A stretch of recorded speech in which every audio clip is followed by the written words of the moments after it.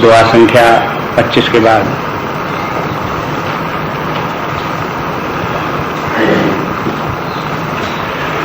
नाम प्रसाद शंभु अविनाशी,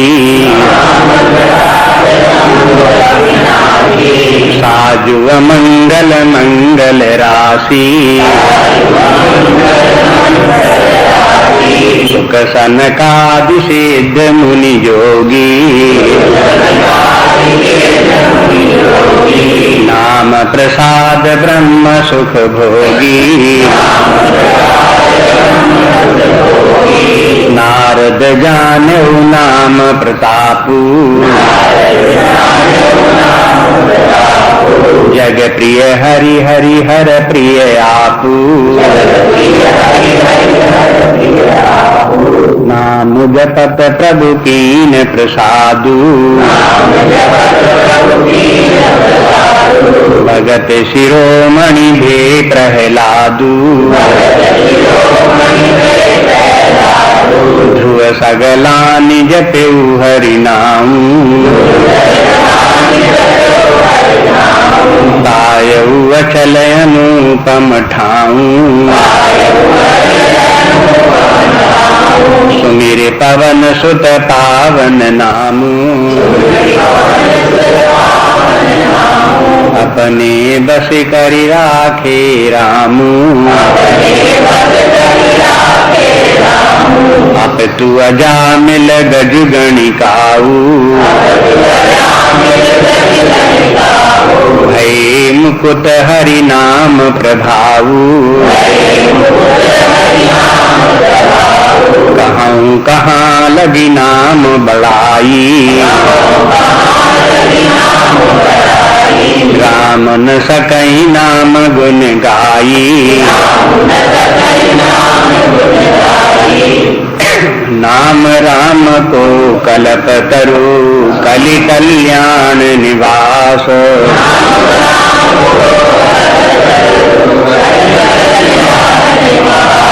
जो सुमरत भयो भांगते तुलसी तुलसीदास,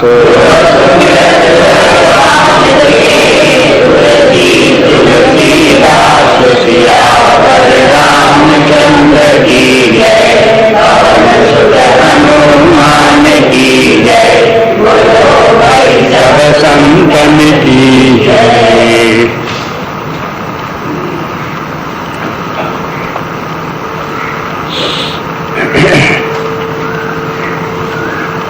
भगवान राम के नाम की महिमा तुलसीदास जी ने अनेक प्रकार से बताई।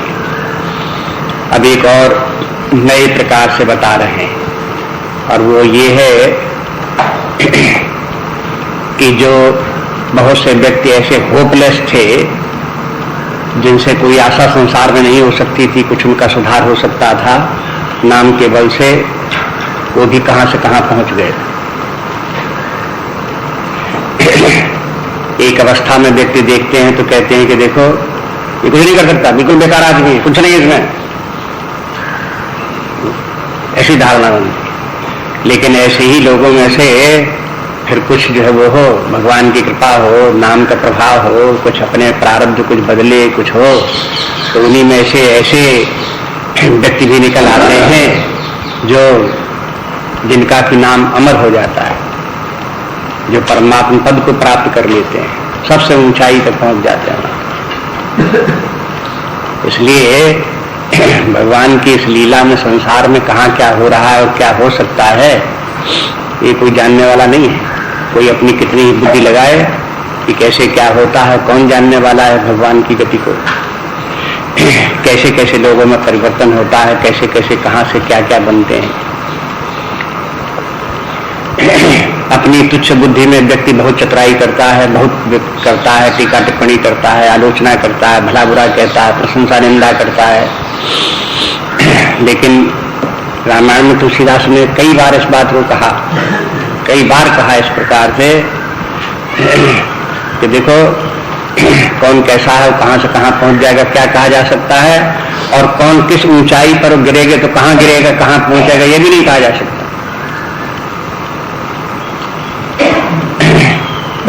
इसलिए जो है कोई व्यक्ति अपनी बुद्धि लगाकर उसको टिप्पणी करे, कहे कि ऐसा नहीं ऐसा है, तो क्या अर्थ रखता है उसका? कुछ नहीं। नाम की महिमा देखो बताते हैं, कहते हैं यहाँ से कि नाम प्रसाद शंभु अविनाशी।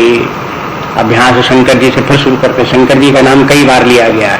तुलसीदास ने कई प्रसंग में जब नाम की महिमा बताई तो उसमें शंकर जी का नाम लेते हैं कई बार से, क्योंकि भगवान शंकर जी राम का नाम तो लेते ही रहते हैं और उनके लेते रहने के पीछे कई प्रयोजन हैं उनके।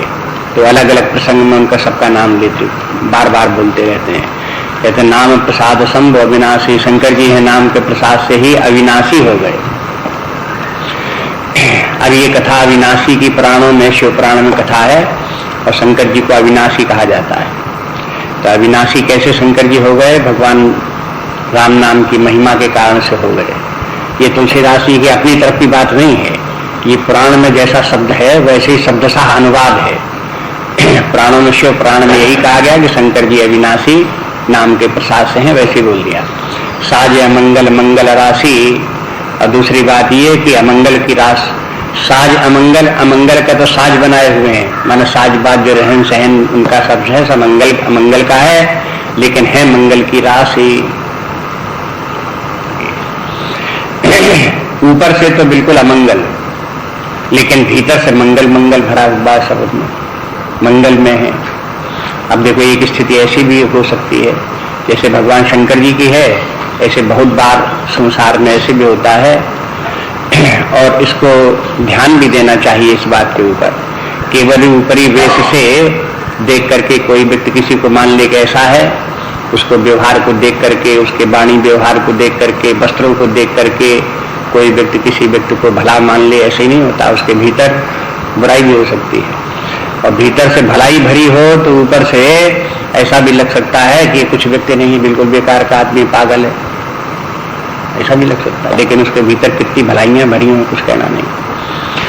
ये भी है। शंकर जी जो है भगवान राम का नाम जपते रहते हैं, जपने के कारण से स्वयं अविनाशी हैं, मंगल की राशि हैं, सब प्रकार से आनंद में हैं, मुद मंगल की राशि हैं और अन्य लोगों को, काशी मरने वालों को, लोगों को कान में भगवान राम का मंत्र दे करके मुक्त कर देने की सामर्थ्य रखने वाले भी हैं। ये सब उनमें है ये। लेकिन ऊपर से उनका वेश कैसा है? शरीर में भस्म लगाए हुए, शमशान की शोभी भस्म, ऐसी नहीं कि कोई पवित्र लकड़ी की कहीं यज्ञ हुई हो उसकी भस्म लगाए हों, शमशान की, जहां पर मुर्दे जलाए जाते हों तो मुर्दों की राख लेकर के शरीर में लगाए हुए। मुर्दे शमशान घाट में जा करके कोई ऐसे ही जा करके घूम करके चक्कर लगाए तो नहाना पड़े, शुद्ध होना पड़े, और जो शरीर में शमशान की राख लपेटे हुए उसको क्या कहना, उसको तो अपवित्र है ही है बिल्कुल। ऐसे शंकर और सर्प लपेटे हुए, जटाएं धारण किए हुए, बागांबर पहने हुए, ये सब उनके अमंगल राशि। और बागांबर भी पहने को, बागांबर पहने का न भी पहने हो, ये सब नंग ढड़ंग हो, तो ये भी सब अमंगल की ही रूप है, सब नाना प्रकार के। तो ये सब रूप शंकर जी के जो है ये है अमंगल रूप हैं, लेकिन फिर भी वो हो मंगल की राशि है।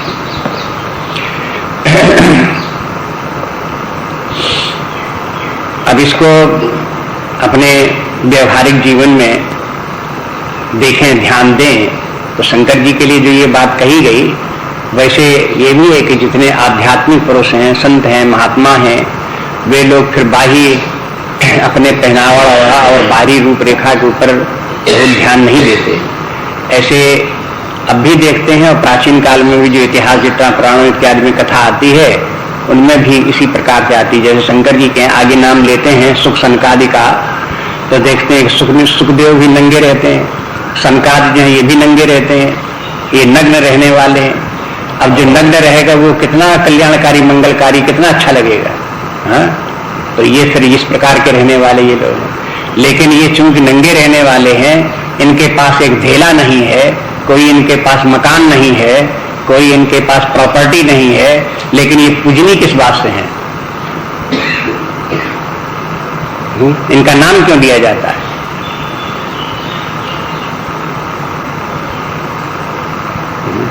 वास्तविक मूल्य जो जीवन के हैं वो तो आध्यात्मिक मूल्य है। अगर वो हैं तो सारी संपत्ति उसके पास है, अगर आध्यात्मिक मूल्य नहीं है तो भौतिक संपत्ति एक नहीं, 1000 हो, करोड़ों हो, अगणित हो, कोई कीमत नहीं उसकी है, व्यर्थ है।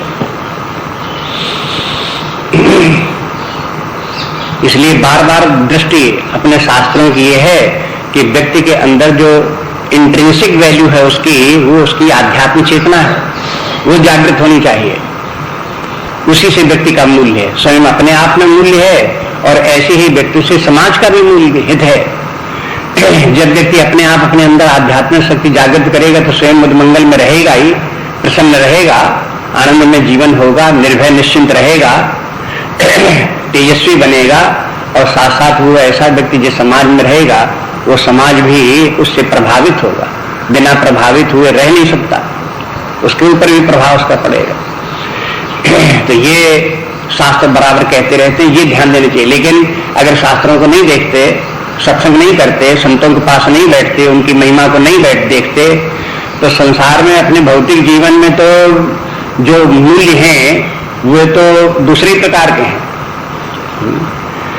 अगर कोई व्यक्ति भ्रष्टाचारी दुराचारी भी है, चोर करके चमारी करके भी उसने अगर बड़ा भारी मकान बनवा लिया, कोठी बना ली, तो लोग बाग उसकी प्रशंसा करेंगे और कहेंगे कि जमाना तो आजकल ऐसा ही है, बिना इसके होता नहीं, लेकिन उसने किया खूब, बड़ा जीवन इसका सफल है, बड़ी प्रशंसा करेंगे उसकी।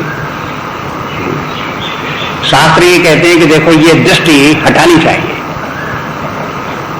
इस प्रकार की प्रशंसा करना, इस प्रकार की मान्यता देना, ये जो है व्यक्ति के लिए हानिकारक है और समाज के लिए भी हानिकारक है। सावधान रहें उधर से।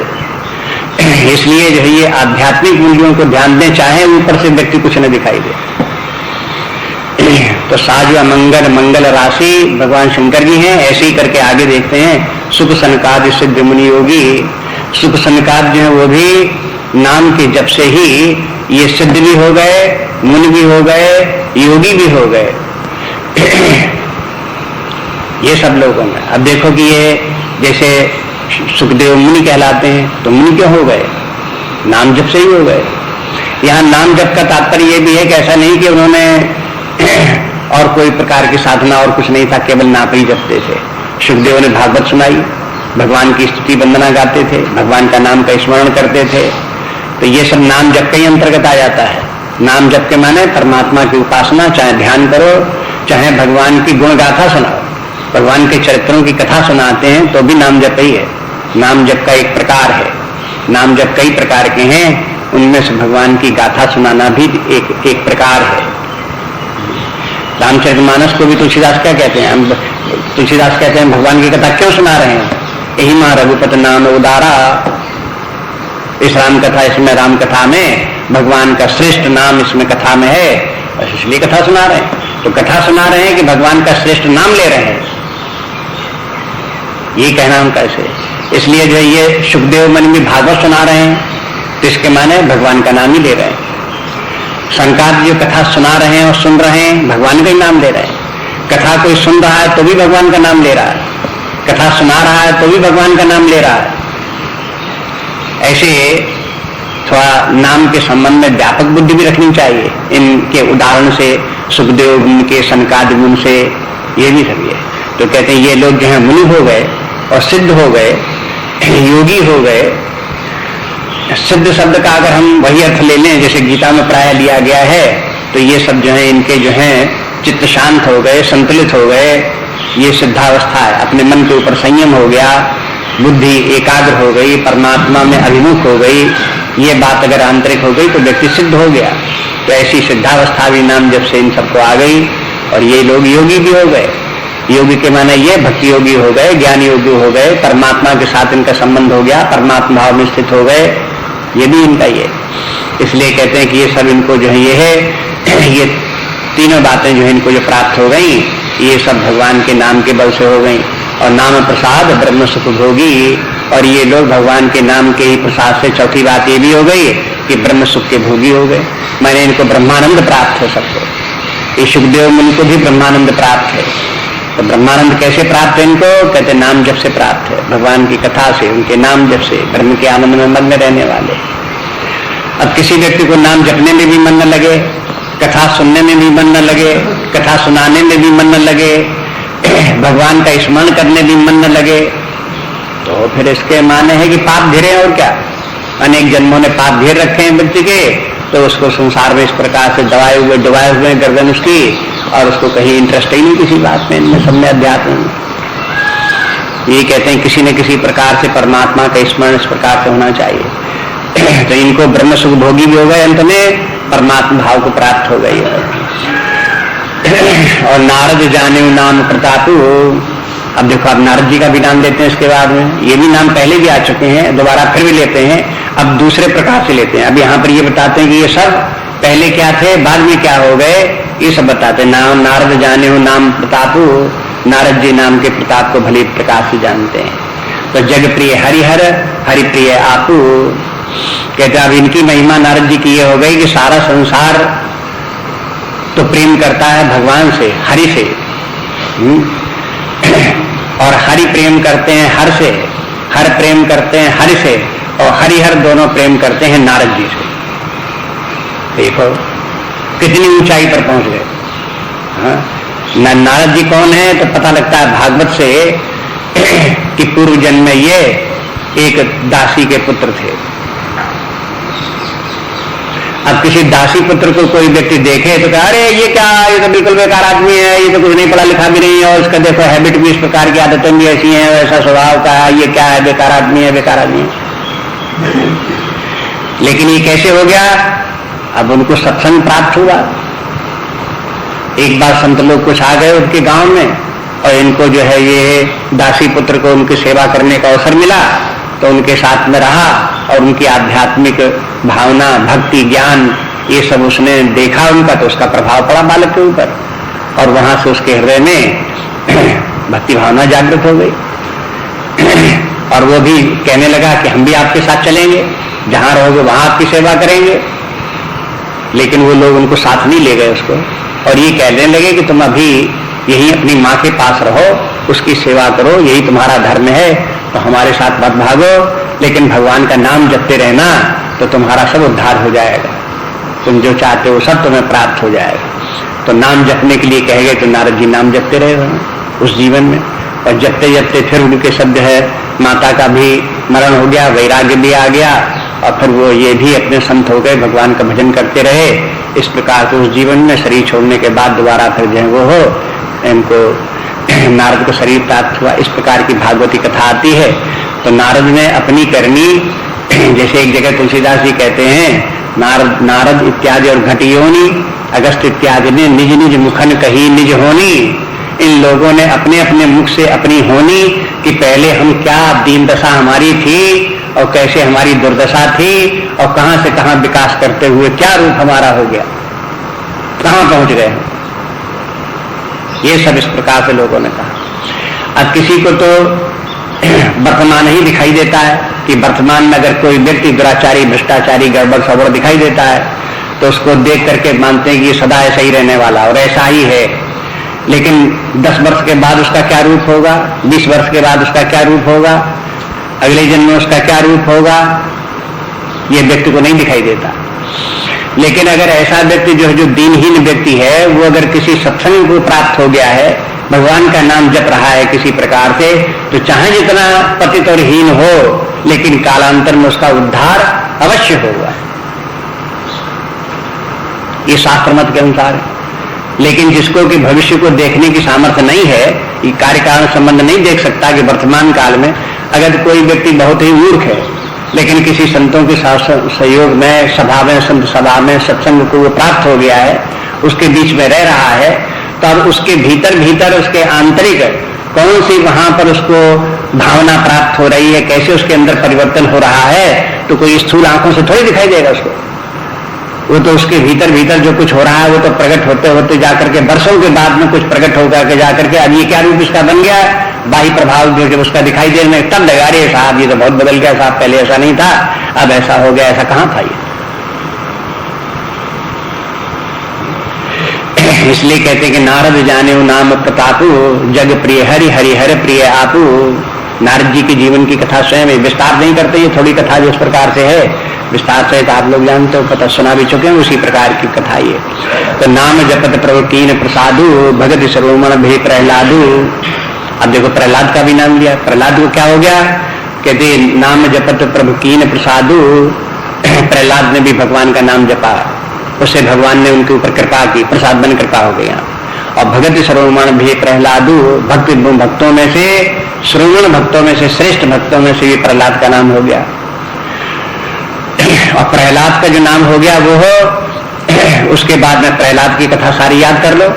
हिरण्यकश्यप का पुत्र प्रहलाद, और फिर उसका पिता का और उनका सबका उनके ऊपर, उसके गुरु कितना उसके ऊपर, प्रहलाद के ऊपर अंकुश कि वो भगवान का नाम न लेने पावे, उसके हृदय में भक्ति न आने पावे, आध्यात्मिक चेतना उसको न जागृत होने पावे। इसके लिए 1000 कोशिशें की गई, लेकिन उसके अंदर भी नाम जो वो जपता रहा, और जपने के कारण से उसका तो अपने हृदय में भक्ति आई गई, ज्ञान आई गई। जहां वो मौका पाता था तो अपने जो साथी छात्र थे और पढ़ने वाले बच्चे, उनको भी वो भगवान की भक्ति सुनाता रहता था, ज्ञान सिखाता रहता था।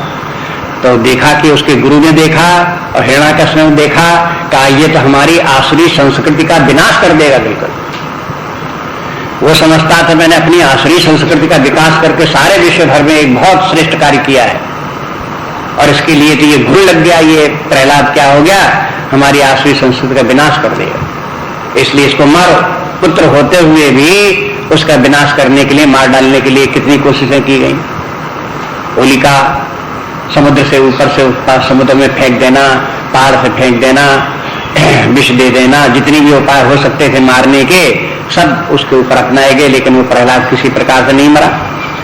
आखिरकार वो जो है वो उसका पिता जो है वो हिरण्यकश्यप उससे बहुत नाराज हुआ, कहा कि तुम जो है वो हो ये क्या राम राम नाम क्या लिया करते हो, क्या भगवान का नाम लिया करते हो, कौन है ये तुम, हमारे अलावा भगवान कौन है। तब उसने कहा कि भाई भगवान तो है, सर्वव्यापी है, सब जगह भगवान है, तुम्हारे होने से कहने से भगवान अपने आप को मान लेने से थोड़े ऐसे कह देने से हो जाएगा। क्योंकि तुम्हारे हाथ में सारा राज्य है, तुम शासक हो, राजा हो, तो इतने मात्र से तुम भगवान थोड़े हो गए। तुम्हारे शरीर में बहुत ताकत है, इसके माने तुम भगवान थोड़ा हो गए। भगवान होने के लिए तो व्यक्ति को परमात्मा को जब तक प्राप्त नहीं करता तब तक कैसे कोई भगवान अपने आप को मान लिया। तो कहा दिखाओ कहाँ और भगवान है हमारे अलावा। तो फिर प्रहलाद के ही उसके प्रेरणा से, उसकी भावना से प्रहलाद ने कह दिया कि भगवान तो सब जगह, इस खंबे में भी है। उसने कहा इस खंबे में भी, कहा इस खंबे में भी, तो उसने मारे गुस्सा के उस खंबे को तोड़ दिया, गिरा दिया। तो उसमें से निकल आए नरसिंह भगवान, उसमें से प्रकट हो गए। अब नरसिंह भगवान निकल आए तो जो उसको शाप था नरसिंह, उसको हिरण्यकश्यप को, उसका भी काल आ गया था, मृत्यु आ गई थी। तो भगवान प्रकट हो गए, न मनुष्य और न सिंह, न पशु और न मनुष्य, दोनों का संयुक्त रूप हो गए। उसको वरदानी इस प्रकार का था, हम तो मनुष्य मार पावे न कोई पशु सिंह आदि मार पावे। तो उन्होंने कहा कि ठीक, हम मनुष्य बन करके और सिंह का रूप धारण करके ऐसे आएंगे कि तुम्हारा वरदान जो वो उसके बीच में रास्ता निकाल देंगे, मरे हुए जरूर तुम। तो देखो मृत्यु जो है कहीं न कहीं से द्वार दराज निकाल लेती, उसी में से निकले आए वो नरसिंह। और उन्होंने उसको उठाया। उसने ये भी कहा न मैं पृथ्वी पर मरूं न मैं आकाश में मरूं। तो उन्होंने कहा चलो ठीक है। उन्होंने उठा करके लेकर अपने जान के ऊपर, टांगों के ऊपर धर लिया और वहीं पर उसको मार दिया, न पृथ्वी पर मारा न आकाश में मारा। ऐसे करके जो है उसको जो है उसकी मार दिया, उसको मरण हो गया। एक बात ये जैसे यहाँ कहते हैं कि भगत श्रोमण में प्रहलादु, ये तुलसीदास जी याद दिलाते हैं कि देखो जो अपने पुराणों में और ग्रंथों में जहाँ कहीं भी भारतीय भक्तों का इतिहास, प्राचीन काल के भक्तों का इतिहास आता है, पौराणिक काल के, उनमें भक्तों में से 14 भक्त हो गए हैं।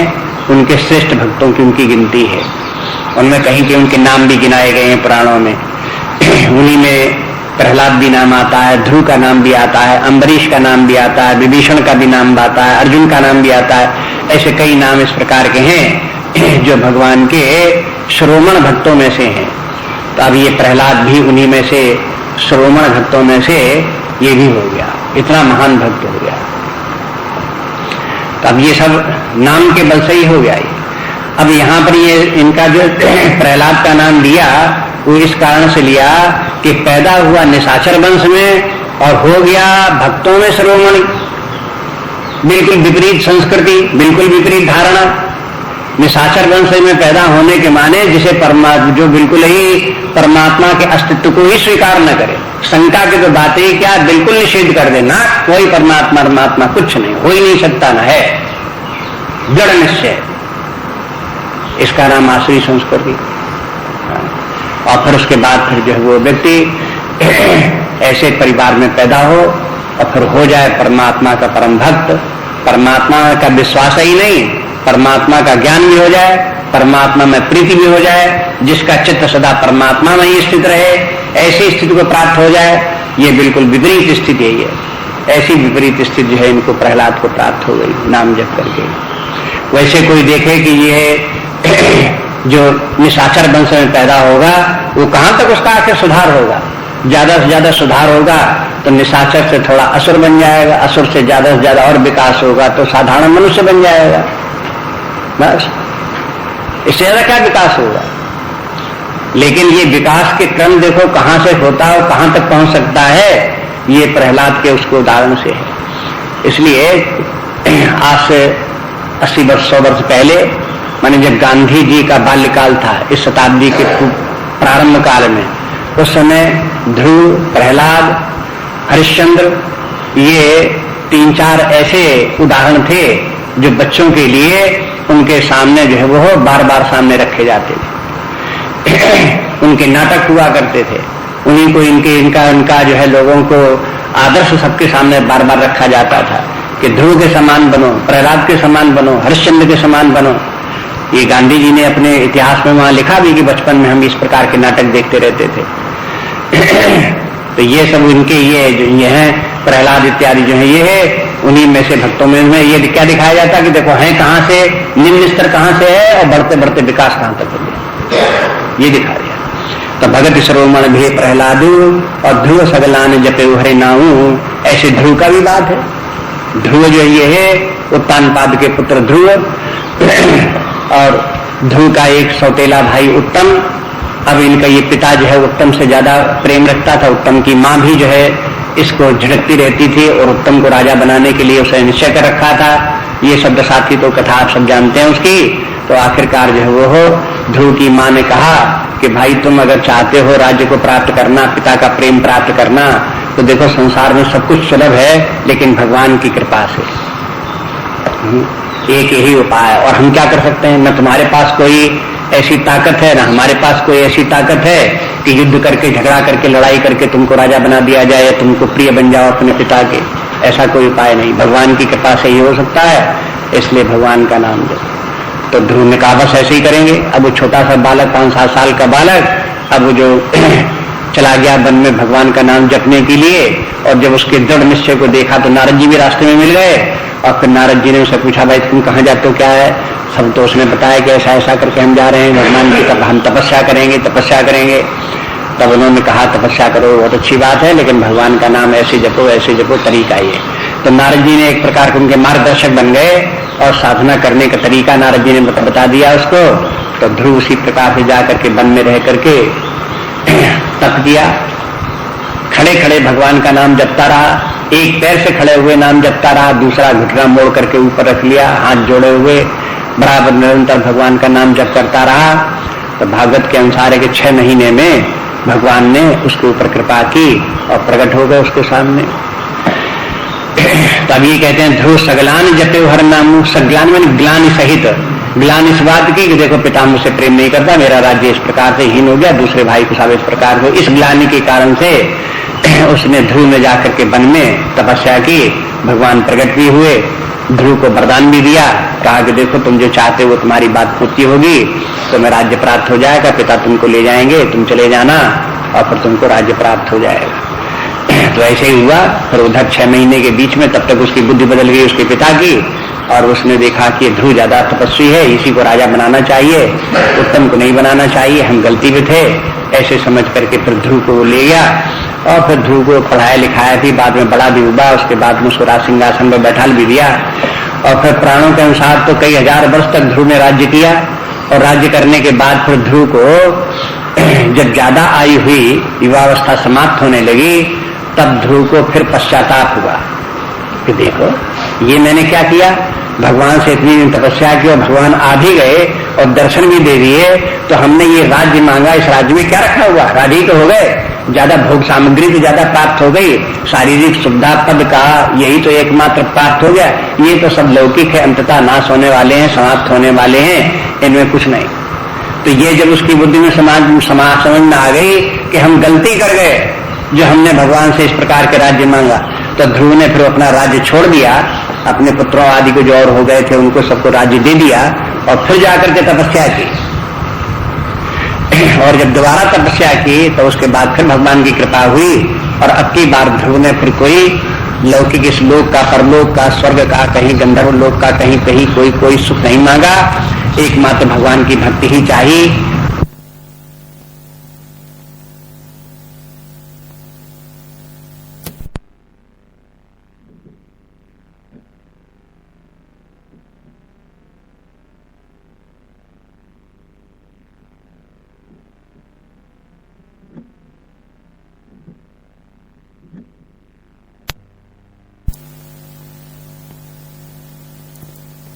तो ध्रुव के लिए ये कहते हैं कि दूसरी बार ध्रुव ने जब किया है, ये साधना की है, तब ये सगलान उसके लिए कहना चाहिए, ध्रुव सगलान जप हरे नामा। तो ध्रुव को ये पश्चाताप हुआ कि हमने भगवान से भी प्रार्थना करके इस राज्य कहां से हमने मांग लिया, तो उसको छोड़ छाड़ करके राज्य पर जो है उसे विरक्त होकर के फिर उन्होंने भगवान को प्राप्त, तब उनको ज्ञान प्राप्त हुआ, भक्ति प्राप्त हुई। और फिर प्रतीक के रूप में आकाश में जो ध्रुव तारा है वो भी अटल ध्रुव तारा है, तो ध्रुव पद प्राप्त कर लिया कि माने वही जो है ध्रुव बन गए, आकाश के तारा बन गए। और तारे तो सब चलते हैं, उनकी गतियां हैं और उनकी अपनी अपनी गति का स्पीड अलग अलग है, कौन किस मार्ग से चलता है और कितने दिनों में कितना यात्रा करता है, लेकिन ध्रुव तारा अपने स्थान पर अटल है, वो कहीं न चले न उसकी कोई यात्रा न कहीं कुछ। और तारे उसके चारों तरफ घूमते हैं, सप्तऋषि उसके चारों तरफ घूमते हैं ध्रुव तारा के, 7 तारे जो सप्तऋषि के हैं उनका जो है देखते हैं, तो उसके हिसाब से कि वो उनके चक्र चारों तरफ घूमता रहता है और बीच में ध्रुव तारा रहता है। तो इस तरह से देखते हैं कि यह ध्रुव को अचल स्थान प्राप्त हो गया। तो वैसे तो अचल स्थान का मैंने आकाश में ध्रुव तारा हो गया, लेकिन तात्पर्य है कि परमात्मा एक अचल वस्तु है, नित्य शाश्वत वस्तु है, अनादि अनंत है। उसको प्राप्त करने के बाद व्यक्ति अचल हो जाता, न उसका फिर कहीं जन्म होता, न कहीं आना होता, न कहीं जाना होता है, वो पद प्राप्त हो गया। तो ध्रुव को ग्लानि सहित भगवान का नाम जपते जपते ये स्थिति प्राप्त हो गई। तो ध्रुव सगलान जपु हरनायु और पायु अचल अनुपम ठाऊ, उसने अचल और अनुपम ठाम स्थान प्राप्त कर लिया। अब ये कहते हैं सुमिर पवन सुत पावन नामू, अपने बस करि राखे रामू। अब देखो कहते हैं ये भगवान का नाम बड़ा पवित्र है, ये भगवान के नाम की महिमा। यहाँ पावन शब्द का प्रयोग करते हैं इसलिए कि ये जप भी कैसे करना चाहिए, क्या समझ के करना चाहिए, कई बातें जब के संबंध में इसमें सैद्धांतिक बातें भी इसमें आ गई। जप करने वाला कोई चाहे कि हम कैसे जप करें, तो उसको एक बात तो ये है कि जप की महिमा भी पता होनी चाहिए, ये भी मालूम होना चाहिए कि जप भगवान का नाम परम पवित्र है और उसका नाम जपने से हमारे पाप जो है वो क्षीण होते हैं और वो पवित्र करने वाला है। पावनम पावना नाम ऐसे करके आता है कि ये भगवान का नाम जो दूसरों को पवित्र करने वाले हैं उनको भी ये पवित्र करने वाला है और पवित्रों को भी पवित्र करने वाला है, या पवित्रों से भी ज्यादा पवित्र है।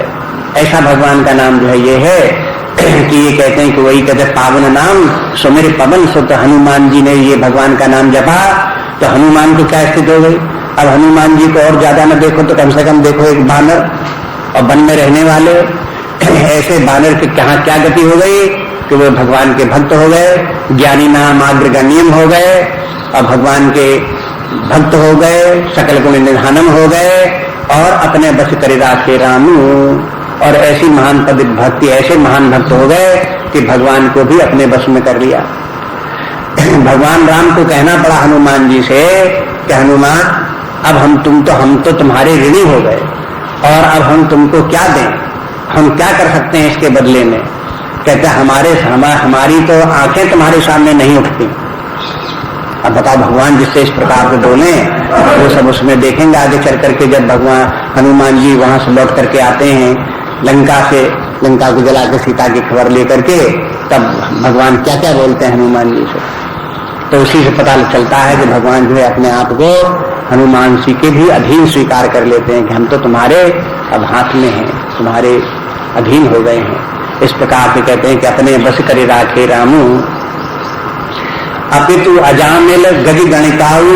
अब कहते हैं भाई देखो, अब एक एक लाइन में एक एक का नाम लेंगे तो बहुत लंबी कथा हो जाएगी, एक ही साथ सबके नाम ले दो। अपितु मैंने बहुत पापी, अजामिल, गज, गणिका, ये सब नाम है। ये जो है ये अब कुछ तो नाम पहले तो भगवान शंकर जी का नाम लिए देवकुट में थे, उसके बाद में नारद और ये इनके सबके नाम लिए, जो कि ये ब्रह्मा जी के पुत्र हैं, मानस पुत्र हैं, ये भी मुनि लोग हैं, नारद आदि, सुखसंका आदि, इनको लिया नाम। और उसके बाद में फिर अन्य जो इस प्रकार के हो गए, प्रहलाद, ध्रुव, ये मनुष्य कोटि के हैं, उनका भी नाम ले लिया। लेकिन फिर भी ये बहुत पतित नहीं थे, बहुत पतित नहीं थे, बहुत पापी नहीं थे। अब ऐसे नाम लेते हैं कि जो उनसे भी निम्न कोटि के व्यक्ति हैं, उनमें से अजामिल है, उन्हीं में से गज है, हाथी, और उन्हीं में से है गणिका, वेश्या, पिंगला नाम की वेश्या। ये सब भागवत की कथाएं, भागवत में सबके नाम आते हैं इन भक्तों के। अजामिल की भी कथा आती है, गजराज की भी कथा आती है। ये सबको ये हुए भय मुकुट हरि नाम प्रभाव। ये सब भी ऐसे ही नहीं कि इन संकटों से छूट गए हों अपने अपने, या इनके पाप ही क्षीण हो गए हों। ये पाप तो क्षीण ही हो गए और ये शुद्ध हो गए, पवित्र हो गए, ज्ञान निधान हो गए, मुक्त भी हो गए। कोई ऐसा तो नहीं पापी बने रहे और मुक्त हो गए। अरे भाई, पाप तो क्षीण हुए ही होंगे तब तो मुक्त हुए होंगे, ज्ञानमान तो हुए होंगे तब तो मुक्त हुए होंगे। ये सब व्यक्ति में ये सब कैसे आ गया?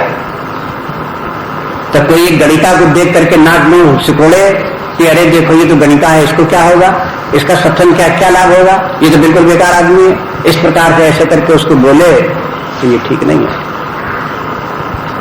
इनके ये सब के सब जो है भविष्य में इनमें से बहुत से इस प्रकार के, ऐसा तो नहीं कहा जाता जितनी गणिकाएं हैं सब तर गई, ऐसा तो नहीं हुआ। लेकिन जिन गणिकाओं में से जिसने कि भगवान का नाम लिया, सत्संग प्राप्त हुआ, उन लोगों को उनमें तो परिवर्तन आया ही आया।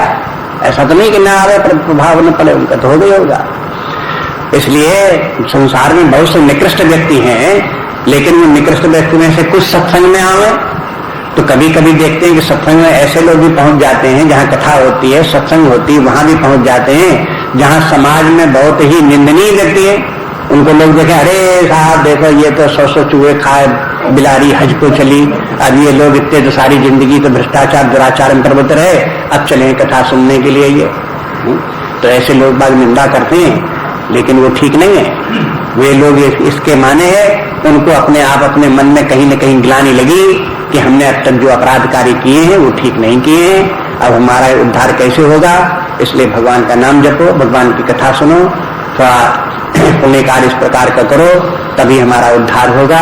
ऐसे समझ करके वो सत्संग में जाते हैं और उनमें से कुछ न कुछ प्रभाव उनके ऊपर जरूर पड़ता है, परिवर्तन भी उनके अंदर, आंतरिक परिवर्तन भी आता है। भगवान के नाम का यदि प्रभाव है तो परिवर्तन पड़ेगा। उनकी भी दुष्ट प्रवृत्तियां दूर होती हैं, उनमें साधु स्वभाव उनका बनता है, उदार बनते हैं, दानी भी बनते हैं, ज्ञानी भी बनते हैं, उनमें भक्त भी बनते हैं, उन्हीं में से निकलते हैं, उसी में से। अब कोई अपने जीवन में कितना विकास कर पाता है, हो सकता है कि ऐसे भ्रष्ट पुरुष जो है वो हो भक्ति के मार्ग में, ज्ञान के, भगवान नाम के जपने में, तो कोई 1 सीढ़ी आगे निकल जाए, कोई 2 सीढ़ी आगे निकल जाए, कोई 3 सीढ़ी आगे निकल जाए, इस प्रकार का हो। ये नहीं कह सकता कि सब के सब सब सीढ़ियां पार कर जाएंगे। ऐसा भी हो सकता है कि कुछ 20 तक पहुंचे, फिर अगले जन्म में फिर उनका विकास हो, ऐसी स्थितियां हो सकती हैं। लेकिन ये कह दो कि चाहे जितना नाम जपो और चाहे जितना सत्संग करो, तुम्हारा कुछ हो ही नहीं सकता, ये शास्त्र विरुद्ध बात है। तुम्हें कुछ लाभ हो ही नहीं सकता, कभी तुम्हारे कोई आशा की ही नहीं जा सकती, ऐसा बोलना शास्त्र के विरुद्ध है। होगा जरूर कुछ न कुछ परिवर्तन, चाहे तिल भर हो चाहे ताड़ भर हो। इसलिए ये कहते हैं कि जपत अजामिल गज गणकाऊ। अजामिल है, अजामिल की कथा कल सुना चुके। उसने अपने पुत्र का नाम नारायण रख लिया, पर धीरे धीरे करके उसमें कैसे परिवर्तन आया। उसने फिर तपस्या की, अंततः उसने भी भगवान की भक्ति प्राप्त की, ज्ञान प्राप्त की, मुक्ति भी हो गया। ऐसे गज की कथा भी आती है, गजराज जो है वो हो, उसकी भी कथा आती है। कहते हैं क्षीर सागर में एक द्वीप है, उस द्वीप में एक पर्वत के ऊपर एक बड़ा सुंदर तालाब, उस तालाब में वहां वन में रहने वाले हाथी और उसका पूरा परिवार था, वे सब के सब जो वो पानी पीने के लिए एक तालाब में उसमें प्रवेश किए। जब गजराज बड़ा शक्तिशाली गजराज था, बड़ी ताकत उसकी थी, वन का हाथी एकदम से बड़ा शक्तिशाली, वो जब पानी में जब प्रवेश किया उसमें तो उसमें पानी में वो खेलने लगा, वहां कमल के फूल इत्यादि थे और था, पानी में खूब अच्छा लगा उसे स्नान करते हुए। जब उसमें क्रिया कर ही रहा था तब तक आकर के एक मगर ने उसका पैर पकड़ लिया। मगर भी बड़ा शक्तिशाली तालाब के भीतर का पशु प्राणी, तो उसने उसका पैर पकड़ लिया, मुंह में डाल लिया और खींचने लगा। तो हाथी बड़ी पूरी ताकत लगाई अपनी कि वो उसमें से अपने आप को निकाल ले पानी के बाहर, लेकिन वो नहीं निकाल पाया। दोनों में खींचातानी होती रही, वो अपनी तरफ खींचता रहा, ये अपनी तरफ खींचता रहा, लेकिन ये जो है वो हो। लेकिन अब जब देखा कि उसके साथ में और बहुत से हाथी थे, उसके साथी थे, हथनियां थी, उन लोगों ने भी देखा कि गजराज तो इसको तो मगर घसीटे लिए जा रहा है, तो अन्य सब लोगों ने उनकी पीछे की टांगे सूंड से लपेट करके उसको सहारा दे करके हेल्प की उसको कि खींच ले, सब लोग मिल करके इसको खींच ले, हाथी को बचा ले पानी में से निकालना है, लेकिन फिर भी नहीं निकाल पाए। तो उसमें बात ये आती है, फिर कथा का कहने का प्रयोजन ये होता है कि जब तक उस हाथी ने अपने बल का प्रयोग किया और जब तक उसने अपना अभिमान रखा, तब तक भगवान ने उसका स्मरण नहीं किया, भगवान उसकी तरफ नहीं आए। लेकिन जब वो हार गया कि हमसे अब नहीं बनता, जितनी ताकत थी हम लगा के देख लिए, अब हम अपने आप हम जो है इससे जीत नहीं सकते, हे भगवान अब हम आपकी ही शरण हैं, तो उसके बाद में फिर वो भगवान तुरंत दौड़े। और अब ये तो बहुत से इस प्रकार के पद हैं जिसमें कि गजराज की कथा गाई गई है कि भगवान नंगे पैर दौड़े या भगवान गरुड़ को छोड़ करके दौड़े और आकर के उसको जो है उन्होंने चक्र से ग्राह का गर्दन काट दी और गज को बचा लिया। तो इस प्रकार से ये जो कथा आती है इसमें जो है ये एक तो ये ग्राह क्या है, गज क्या है। अब कहते हैं कि देखो हमारा मन, हमारी बुद्धि, अंतःकरण, ये मन जो है हाथी की तरह से बड़ा शक्तिशाली है, लेकिन इसको जो है मोह रूपी जो है वो हो मगर इसको घसीटे लिए जा रहा है। और कहाँ घसीटे लिए जा रहा है? संसार सागर में। अब देखो बस अब कथा का रूपक बन गया, एक हाथी, एक मगर और एक सागर। तो संसार सागर हो गया, मन हो गया हाथी और मगर हो गया जो वो हो मोह। वो मोह किस प्रकार से हमारे मन को संसार में कैसे ले जाता है और व्यक्ति संसार से अपने आप को बचाने की बहुत कोशिश करता है, उस जाल में पड़ा हुआ फंसा हुआ निकले, और मोह से संघर्ष भी करता है व्यक्ति कि हम अपने इस मोह से किसी प्रकार छुटकारा पाएं। लेकिन मोह भी साधारण बात नहीं है, वो मन को छोड़ता नहीं है, वो घसीटे रहता है। मन अपनी केवल अपने आप अपनी ताकत से, अपने अहंकार की ताकत से मोह से छुटकारा प्राप्त करना चाहे तो नहीं हो सकता।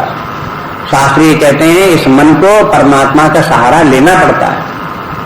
मामा शक्ति यतंतिते, भगवान कहते हैं जो मेरा आश्रय लेकर के यत्न करते हैं, तो फिर कुछ मन की शक्ति हो गई और कुछ भगवान की शक्ति हो गई, फिर मोह से छुटकारा हो जाता है। और परमात्मा एक ऐसा तत्व है जो मोह का विरोधी है। मोह के जो लक्षण है परमात्मा उससे विपरीत है। जैसे अंधकार से विपरीत लक्षण वाला सूर्य है, इसी प्रकार से इससे जो ये है मोह का कि जो मोह के जो लक्षण है उससे विपरीत लक्षण वाला परमात्मा है। परमात्मा का सहारा लिया तो बस वो मोह निवृत्त हो जाता है। गीता में भगवान कहते हैं कि मम माया कैसी है? दुष्टरा, ये माया बड़ी दुष्टर है। मामा सत्य यतंतिते, जो लोग मेरे शरण में आते हैं, ये माम प्रपद्यन्ते, जो मेरी शरण में आते हैं, बस वो माया मेताम करंतिते, वही माया से पार हो पाते हैं, वही मोह से छुटकारा पा सकते हैं। तो ये इस प्रकार से यहाँ पर ये भी दिखा दिया कि देखो गजराज की कथा में से कि व्यक्ति जो वो हो, चाहे जितना संसार सागर में डूबा हुआ हो, चाहे जितना वो विश्व में लिप्त हो, लेकिन भगवान का सहारा लेगा तो उनसे भी उसका छुटकारा हो जाएगा और परमात्मा की प्राप्ति कर लेगा, भक्ति प्राप्त हो। गणिका का भी कथा, गणिका की बहुत बड़ी कथा नहीं, संक्षेप में इतनी बात है कि एक गणिका थी, वो किसी प्रकार से अपने कोई ऐसी परिस्थितियां बनी जिनके कारण से वो वेश्या हो गई। अब वेश्या होने के बाद में भी उसको पश्चाताप तो था ही, लेकिन जीव को पार्जन का कोई साधन उसके पास नहीं था, दरिद्री थी, वेश्या बन गई थी। उसको एक बार कहीं तोता बेचने वाला बाजार में निकल रहा था, तो उसने कहा ये तो तोता है, हम भी खरीद लें। उसने एक तोता खरीद लिया, एक पिंजरा दिया, उसने तोते को पाला। उस तोते को फिर वो राम राम पढ़ाती थी, राम राम राम राम बोलो, राम राम बोलो। अब उसके पास बैठ करके घंटों घंटों राम राम। अब तोता तो बहुत जल्दी थोड़े एक बार बोल दो, दो बार बोल दो तोता सीख लेगा। अरे जब लाखों बार कहोगे तब तोता मुश्किल में जाकर के आंखें मटकारता हुआ मुश्किल में राम बोलेगा एक बार में, ऐसा पक्षी। तो उसको जो है इस प्रकार से करते करते वेश्या ने उसको राम नाम जब कहलवा लिया, बोलने लगा वो राम राम, तब उसका प्रभाव राम नाम का ये हुआ कि एक समय आया जबकि वो वेश्या और तोता दोनों एक साथ मर गए। और यमराज आए, यमराज के दूत आए। अब वेश्या के कर्म के कारण से तो यमराज के दूत आए, लेकिन नाम जप करने के कारण से फिर भगवान के पार्षद आए जो सहजामिल की कथा सुना रहे थे। उसी प्रकार से फिर दोनों में फिर संघर्ष हुआ और फिर भगवान के पार्षदों ने इनके यमराज के दूतों को भगा दिया और फिर इनके गणिका को और तोते को, ये दोनों को भगवान के पास ले गए। तोता भी मुक्त हो गया और वेश्या भी मुक्त हो गई। अब देखने वाले जिनकी की छिछली दृष्टि, ऊपरी दृष्टि, वो बार बार उनकी बात याद आ जाती है ना। वो जो अखंडानंद जी की एक शिष्या थी हाथरस की, वो बोला करती दिखा करती थी कि कोई कुछ कहे कि ऐसा है वैसा, तो वो कहते हैं अरे भाई तुमको दिखाई कितना देता है। अगर किसी को वेश्या वेश्या दिखाई देती है तो कहते हैं अरे भाई तुमको दिखाई कितना देता है। अगर कोई व्यक्ति दुर्गुणी दिखाई देता है तो दुर्गुण दिखाई देता है, अरे भाई तो तुमको दिखाई कितना देता है। चाहे इतना बड़ा दुर्गुणी व्यक्ति हो, चाहे इतना पापी हो, चाहे इतना अधम हो, आखिरकार उसके शरीर में जीव तो है ही है, उसके शरीर में आत्मा परमात्मा तो है ही है। ऐसा तो नहीं कह सकते कि उसके शरीर में ऐसा अधम है कि परमात्मा सर्वत्र व्याप्त है इस व्यक्ति को छोड़ करके, तो परमात्मा ही में बाधा पड़ जाए। सर्वव्यापकता परमात्मा में कलंक लग जाए, दोष लग जाए, ये सर्वव्यापी नहीं है। उसको सर्वव्यापी होने के लिए चाहे वेश्या हो, चाहे गणिका हो, कहीं किसी को हो, उसके हृदय में भी व्याप्त होना पड़ेगा, रहना ही पड़ेगा, वो तो है ही है। तो पोटेंशियलिटी तो हर व्यक्ति में है ही है, ऊपर से चाहे इतना गड़बड़ हो। इसलिए उसका अध्यात्म का काम यही है कि अपने अंदर जो छिपी ये शक्तियां हैं उनको उसे जागृत करना है। नाम के बल से ये शक्तियां जागृत हो सकती हैं। इसलिए कहते हैं भय मुकुट हरि नाम प्रभावु। कहते हैं कि कहाँ लगी नाम बढ़ाई, राम न सकई नाम लगाई। अब तुलसीदास जी तो कहते हैं, अब कहते कहते अब तुलसीदास को लगने लगा कि भगवान की भी इनकी नाम की महिमा जितनी हो सकती थी वो हमने सबकी सुना दी। लेकिन अभी ऐसा नहीं खत्म हो जाए, अभी कई दोहों तक चलने वाली और कथा है नाम की महिमा ही। कोई ऐसा नहीं कि अब समापन पर आ गई हो, अभी और चलेगी। लेकिन फिर भी तुलसीदास जी कहते हैं कि देखो ये भगवान राम की, एक तो भगवान राम और दूसरा उनका नाम। तो अगर राम स्वयं अपने ही नाम की महिमा सुनाने लगे तो राम स्वयं हार जाएंगे। इसलिए नाम की महिमा इतनी ज्यादा है।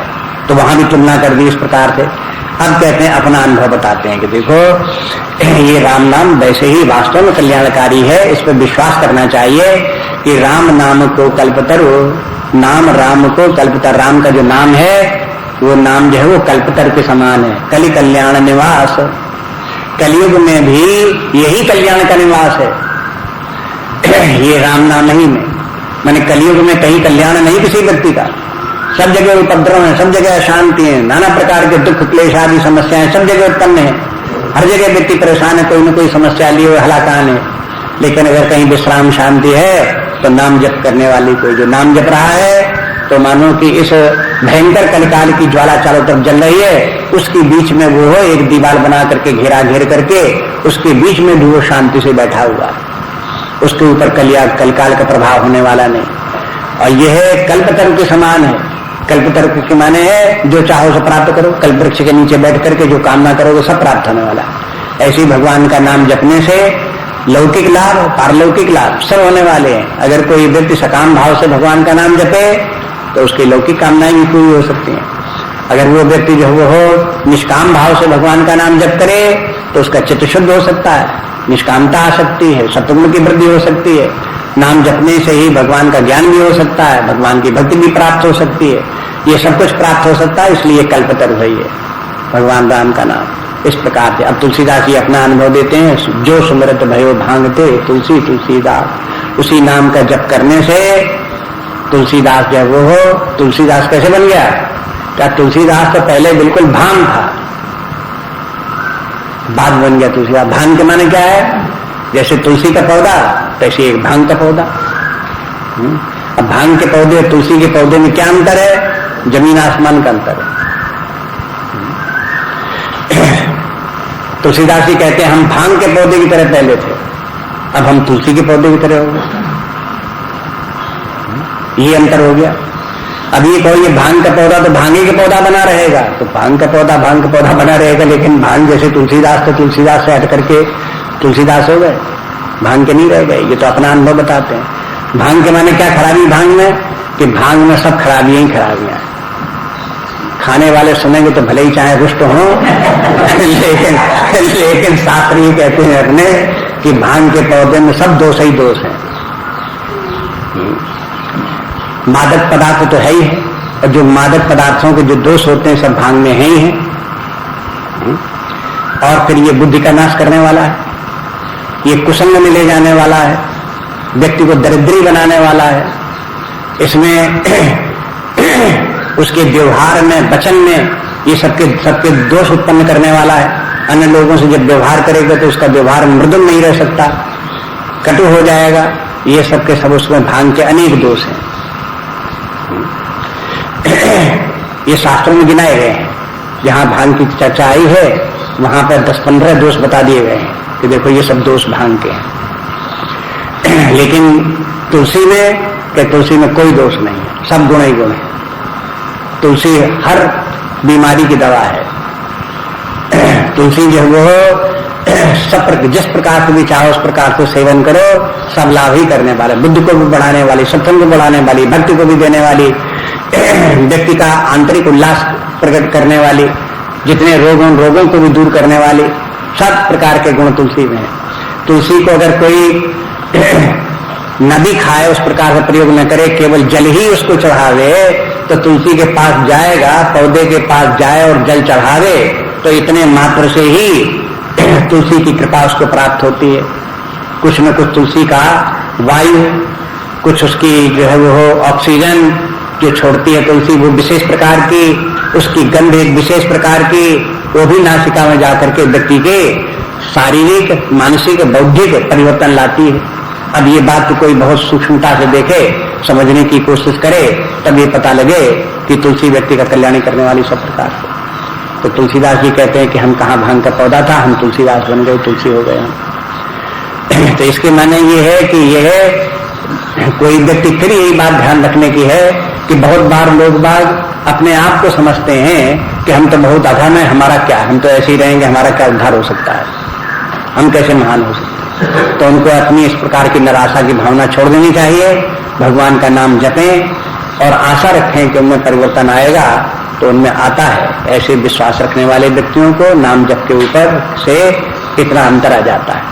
तुलसीदास जी अपने जो भांग की बात बोलते हैं, तो कोई तो ऐसा नहीं कि तुलसीदास जी भांग के पौधे थे ही पहले और फिर बाद में तुलसी के पौधे बन गए, ऐसा नहीं। भांग का उदाहरण देते हैं। तुलसीदास जी का प्रारंभिक जब जीवन देखो, जब ये पैदा हुए तो कौन से पता नहीं मूल नक्षत्र थे जिनमें ये पैदा हुए, तो पिता ने कहा कि इनको फेंको कहीं बाहर, ये तो वंश का नाश कर देंगे, हम सब लोग मारे जाएंगे।